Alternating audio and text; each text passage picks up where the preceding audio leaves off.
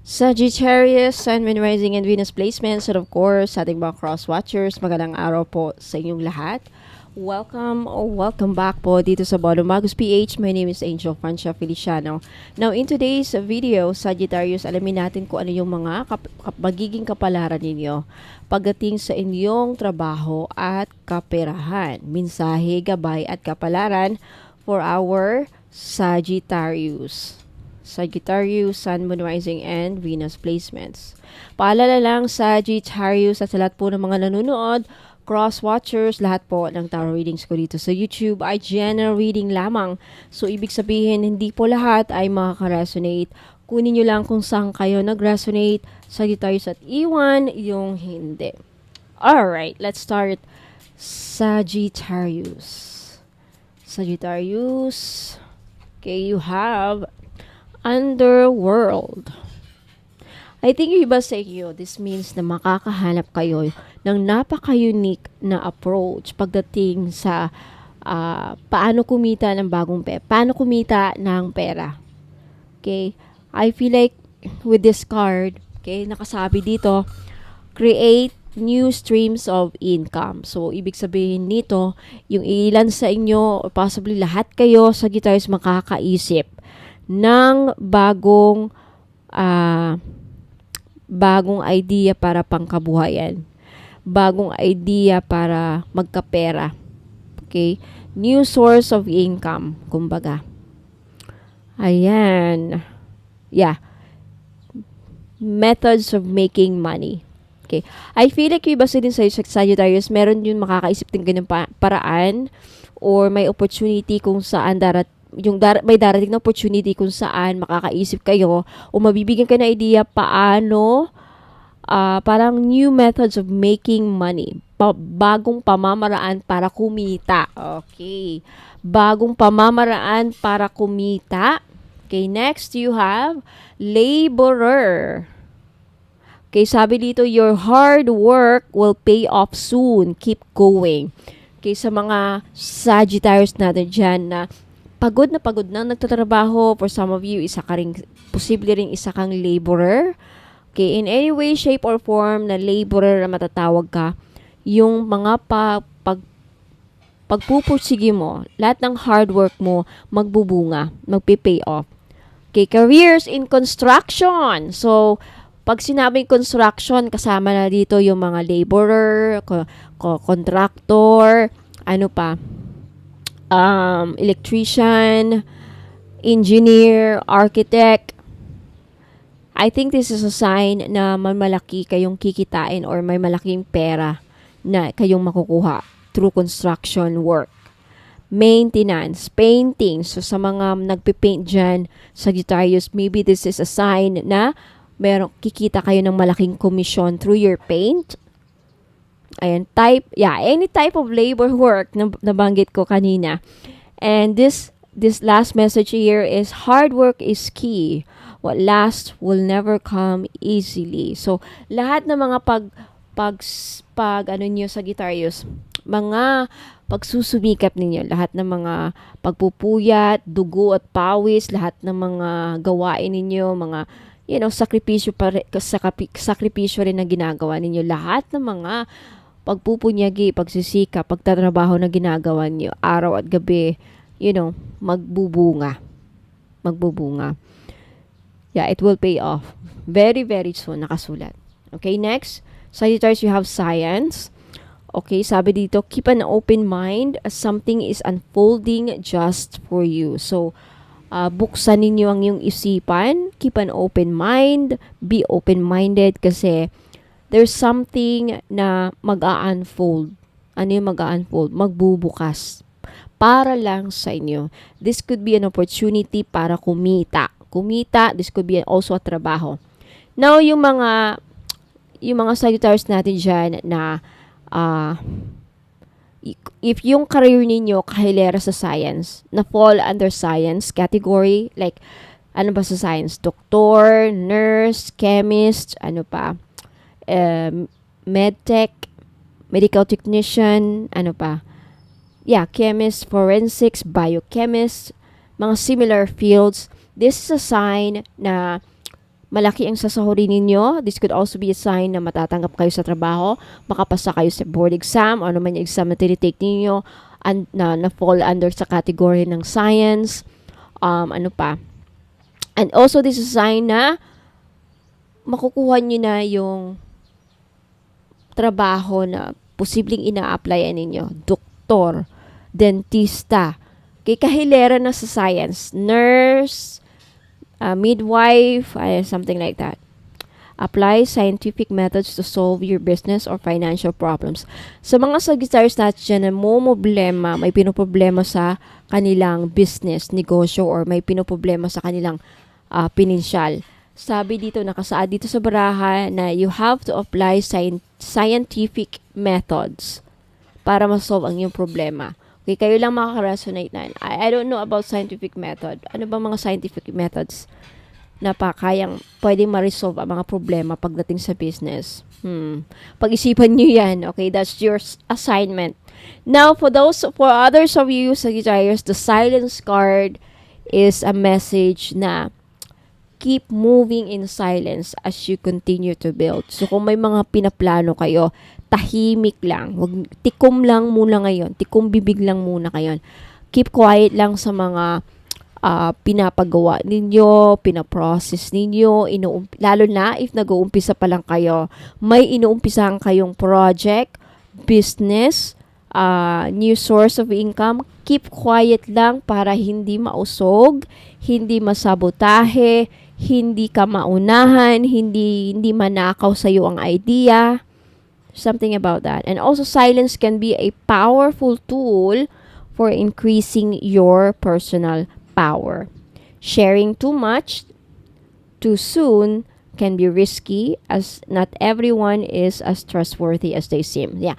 May mga taong hindi mo mapagkakatiwalaan. This could be your friends. This could be people in your community or within your community or within your group. This could be your neighbors. This could be your relatives na baka ma-evil eye, masabotahe, or something like that. But since talagang lumabas sa baraha na ina-advisean ka, pinapayuhan ka na keep quiet, well, it's your choice. You keep quiet. Kasi kung ipaglalantaran mo, i-share, uy, alam mo, nag-umpisa ako ng business, ay, alam mo, itong ginagawa ko, mamaya mausog, ma-evil eye, hindi magiging successful. Okay?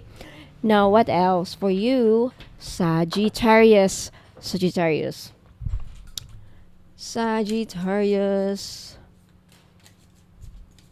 Especially sa mga plano ninyo, Sagittarius, or something about mga plans ninyo, you keep it quiet muna sa ngayon. Mga plano regarding money and career. Keep quiet. May plano kang pumunta ng ibang bansa, hindi po, papunta ka pa lang, nag-umpisa pa lang sa pag-process, you keep it quiet. Kasi may tendency na nahaharangan yan, ipapakulam ka. Yan ipapakulam sa iyo na magkaroon ka ng mga problema na hindi ka matuloy. Alright? May customer na ako ng isang ganyan, nangyari sa kanya. Pupunta siya sa Canada, may plano siyang pumunta ng Canada. Tinatanong niya yung visa, something about the visa. And then lumabas sa baraha, lumabas sa hula na pinakulam siya na magka-problema para hindi makapunta or hinarangan ang pag-alis papuntang Canada. You see, may mga ganyan. Alright, next you have composure. Yeah, your calmness is essential in these situations. Things might be beyond your control, but you have control over yourself. Relax, rejuvenate, and renew. Okay, if you are in a situation, Sagittarius, kung saan na-stress ka na dahil sa pera, namumblema ka sa pera, pinapayuhan ka ng barahang ito na kalmado lang. Kalmado ka lang muna, wag kang if may mga bagay kasi na out of control na natin, hindi na natin nakokontrol. So, you have to either to accept, relax, rejuvenate. Kasi wala ka na magagawa eh. Mag-aaksaya ka lang you'll be wasting your energy na walang patutunguhan. Okay? Next, you have clever. Working smart gets the job done. Focus on the basics to find better solutions. Sometimes, simplicity is the key. So, isa sa mga susi ng iyong tagumpay, in any way kayo gustong magtagumpay. Magtagumpay sa trabaho, magtagumpay sa proyekto, negosyo, or saan man kayo kumikita. Isa sa mga susi para magtagumpay kayo, ma-reach ang goal or whatever, maging successful, is working smart. You have to work smart. Yan ang payo. Okay, next you have damage. Mag-ingat kasi some of you Sagittarius, there might be a financial loss that you didn't foresee. Okay, may maparating na problema sa kaperahan. Possibly, magiging darating ang kagipitan sa inyo, Sagittarius, sa mga susunod na araw, linggo, or buwan. Kaya mag-ingat. So, ibig sabihin, ngayon pa lang, wag nang magasto-gasto. Wag masyadong magastos. Kung hindi kinakailangan, wag na sigurong bilhin. Okay? You need to be prepared and have a contingency plan. This is not the time to take risks. Possibly, yung iba sa inyo mabubuntis. Ano ba yung mga kailangan natin mag-prepare? I-prepare natin, baka may magkasakit, ma-hospital, makagat ng aso. Alam mo, yung mga ganyang scenario kasi unexpected. So, something that you have to be prepared. Mabuntis. Well, at least yung pagbubuntis, meron ka pang 9 na buwan bago ka manganak. So, Pero yung ma-hospital ka agad-agad, madisgrasya, wag naman sana. Uso ngayon, wag sa Holy Week na parating, magnilay-nilay lang tayo, wag magpakasaya. Mag-ingat lang. Okay? Wag masyadong kumpiyansa dahil kasi kadalasan kasi nangyayari sa Holy Week, pag nasugatan ka, hindi kasing bilis yung pag-heal kumpara sa mga regular days. Paniniwala yan. Okay? So, nasa tao ang paniniwala. But if matigas ang ulo mo, mataas ang pride mo, hindi ka naniwala sa ganyan, baka mamaya ititest ka. Hindi ako naniwala sa mga ganyan. Yun pala, dahil hindi ka niniwala, parang kabastusan, right? Pagbabastos yan sa spiritual belief. Respeto na lang. Okay, this is the time. Sa Holy Week kasi, lahat tayo, ititest ang ating kung gaano ba kataas ang respeto natin sa ating Panginoon. Gaano ba kataas ang respeto ninyo sa ganito minsan lang to nangyayari sa isang taon. Tapos hindi mo pa na kayang respetuhin. Diyan mo matitest mamaya, madisgrasya buong pamilya mo, sa sasakyan, nagpaplano kayo ligo-ligo ng beach. Buong pamilya, nawasak ang sasakyan or truck or something. May magandang pagkakataon dahil sa iyong paniniwala, binastos. Hindi ako naniniwala sa mga ganyan. Wala kang ganyan, mga ganyan. Ayan. Tinest mo. Pinubok mo. Mag-ingat ha. Mag-ingat lang. Okay. Stand alone. Okay. Sa mga Sagittarius, there is an opportunity for you to do things on your own. May kakayahan kang magagawa mo ang mga gusto mong gawin on your own. You will complete projects that will lead you to become more independent. Financial freedom will be yours sa mga susunod na araw or linggo. Kaya congratulations. Okay, so Sagittarius, Sun, Moon, Rising, and Venus placement. Yan po ang mga lumabas na kapalaran para sa inyong kaperahan, negosyo or trabaho. Let me know if nag-resonate sa inyo. Like this video kung gustuhan ninyo. At sa mga hindi pa nakapag-subscribe, mag-subscribe na kayo. At huwag niyo kalimutang i-click ang notification bell. By the way, Sagittarius, sinong gustong mag-avail ng libreng private reading? Okay, ito na yung pagkakataon ninyo na maka-book ng private pahula. Gusto niyo magpahula sa akin? 3 to 5 questions, up to 3 to 5 questions. Libre to. Kapag bumili po kayo ng mga items na i-flex ko dito after this. Okay, kaya sa mga gustong magpahula sa akin. Okay, gustong magpabook ng private reading. Bumili na lang kayo ng mga items na ino-offer ko. Libre na yon, kasama na yon. Pag bumili ka ng items, automatic. Pero i-schedule natin yan kasi madami nag-avail nakabook na sila, nakapila na mayroon ng booking, okay, sa mga ibang naka-avail. Okay? Ayan. So, panoorin nyo lang ito at kung gusto nyo mag-avail, i-message nyo ako, kausapin nyo ako sa Facebook page.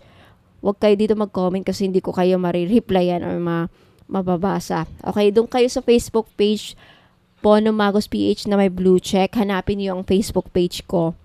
And then mag-message kayo doon na, ma'am, gusto kong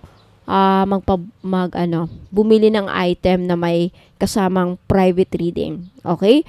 Tatlong i-offer. Mamili lang kayo dito sa ipapakita ko. Okay? Ayan, maraming salamat. Huwag kayong aalis kung gusto nyo magpabook ng private reading. Panoorin nyo ito hanggang sa dulo. Ingat po at God bless. Okay, sa mga gustong magpabook ng private reading na libre, okay?